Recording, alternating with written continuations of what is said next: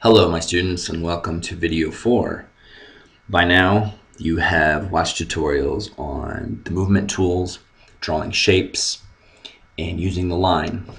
You've also began to understand the whole concept behind Google SketchUp, and it really comes down to shapes and that x-axis, the y-axis, and the z-axis, which are the red, green, and blue lines you see on the screen. Now we're actually going to use Google SketchUp to its full power and potential. So I'm going to start by drawing a rectangle. I press my arm, I click once, let go, drag across my screen, and click to finalize my shape. Notice that it is shaded.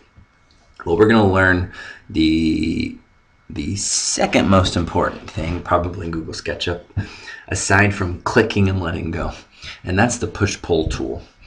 The push-pull tool is up here in your toolbar, and it's right next to your move tool. It looks like a block with an arrow pointing straight through it. The push-pull tool equals P, so you need to definitely write that down in your notes because you will be clicking P a lot. I'm going to click P and notice that my cursor changes now to the icon. Now, whenever I put my push-pull tool over a shape that I can actually manipulate, the shape will do something. It's going to show all those dots. The dots are indicating that I'm hovering over that section and I'm going to do something to that. Alright, so let's use the push-pull tool. Just like when we draw shapes, just like when we draw lines, we're going to click once and let go.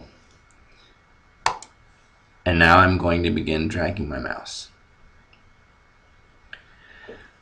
Google SketchUp is all about 3 dimensions, and the push-pull tool is what gives 2-dimensional flat shapes that 3rd dimension. So I can click, finalize my shape, and now let's just play to see what we did, and I want to orbit around.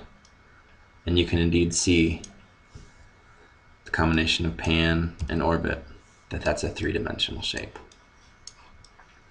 When you first start playing with Google SketchUp and creating 3-dimensional shapes, it gets pretty fun. Then we can use all of the shapes that we've learned. So that was rectangle. I click C for circle, click, let go, drag, and I can push pull by clicking P, hover over. I can see that I'm selecting that shape, click, and I can make a cylinder. You can also use your line tool. I can draw on my axes points, draw some interesting things.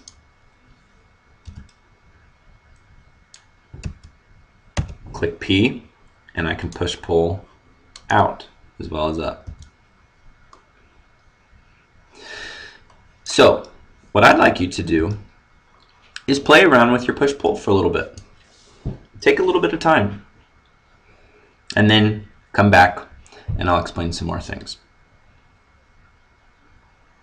If you didn't pause, you probably should have by now, but I'm going to go ahead and continue on.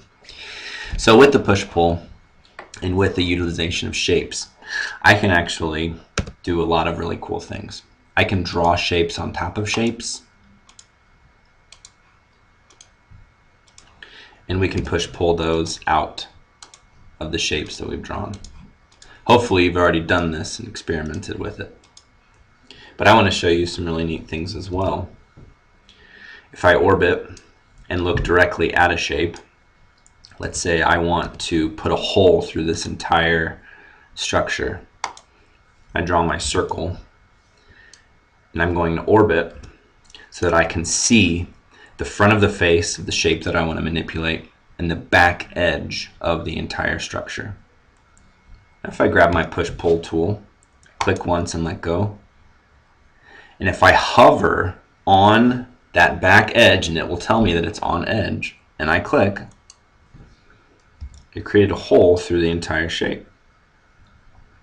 Now as you've played, you probably noticed that you could do some fun things like that. But one thing you may have noticed, hopefully, is that you can't really manipulate or push-pull anything on curved surfaces. Notice that I have that circle with a line through it. Sometimes it'll even tell me I cannot push, pull curved or smoothed surfaces.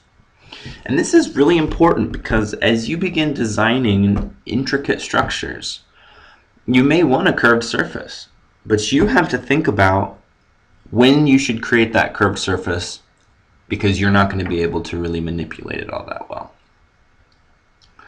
So again, with these tools, with the push-pull, this is a little bit of playtime.